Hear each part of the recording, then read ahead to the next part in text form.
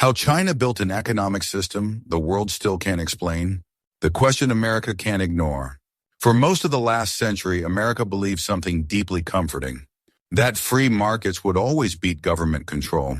That innovation needs freedom. That centralized economies eventually collapse under their own weight. History seemed to prove it. Soviet Union fell. Planned economies failed. Capitalism won. So here's the question that quietly keeps American policymakers awake at night. Why didn't China fail? Because China didn't just survive. It became the second largest economy in the world. It lifted hundreds of millions out of poverty. It dominates global manufacturing. And it now challenges U.S. leadership in technology, infrastructure, and geopolitics. This isn't an accident. And it's not capitalism. It's something far more deliberate. China didn't try to win. It tried to survive. In the late 1970s, China was not a rising power. It was one of the poorest countries on earth. The average Chinese citizen lived on the equivalent of a few dollars a day. Food shortages were common. Industrial productivity was almost non-existent. The country was isolated from global trade, but China had something many developing nations lacked. A ruling party obsessed with control and survival. China's leaders didn't ask, "How do we get rich?" They asked, "How do we prevent chaos?" This mindset matters because when survival is the priority, efficiency becomes optional, but stability becomes sacred. The single rule that defines China's economy. Here's the rule that explains everything about China's economic system. Markets exist, but they never outrank the state. In the United States, markets restrain government power. In China, markets are instruments of government power. Private companies are allowed. Entrepreneurs can get rich. Competition is encouraged, but only as long as it strengthens the system, not challenges it. This is why China can look capitalist on the surface and authoritarian underneath. That contradiction isn't a flaw. It's the feature. Why China did what America never could. In the 1990s, China faced an economic disaster. State-owned factories employed tens of millions and lost money doing it. Inflation surged. Productivity collapsed. China had a choice. Protect jobs, or protect the system. America protects voters. China protects control. So China allowed mass layoffs. Millions lost their jobs. Entire industrial regions declined. Social safety nets vanished overnight. In the U.S., this would have ended multiple administrations. In China, it was framed as painful but necessary. Why? Because short-term suffering was acceptable if long-term stability survived. Banks that don't think like banks. American banks are designed to manage risk. Chinese banks are designed to execute strategy. Most of China's largest banks are state-controlled. Their lending decisions aren't just about profit. They're about national priorities. This explains something Americans often misunderstand. Why China builds infrastructure before it's needed.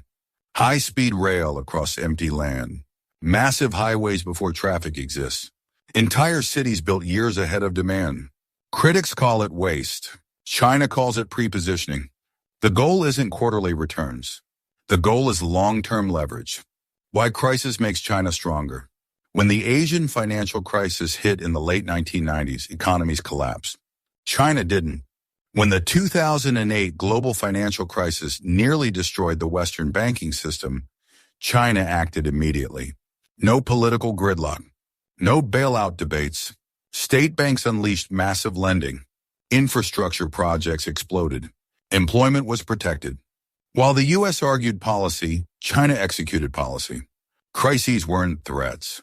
They were stress tests and opportunities to tighten control.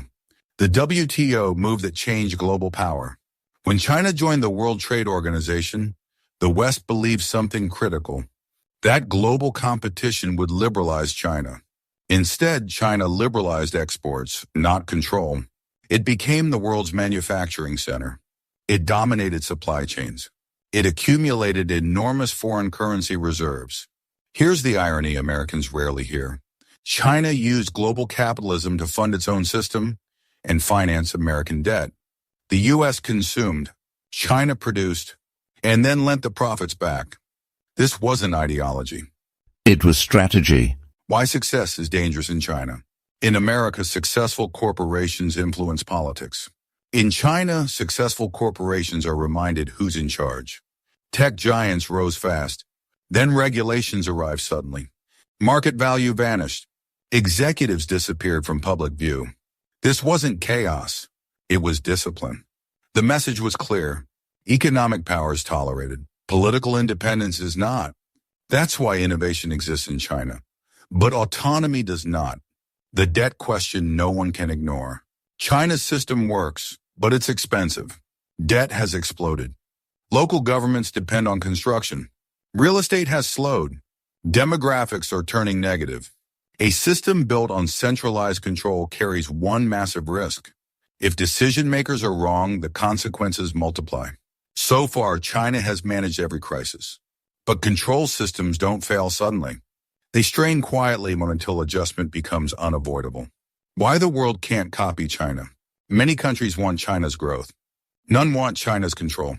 Democracies can't impose mass sacrifice without backlash.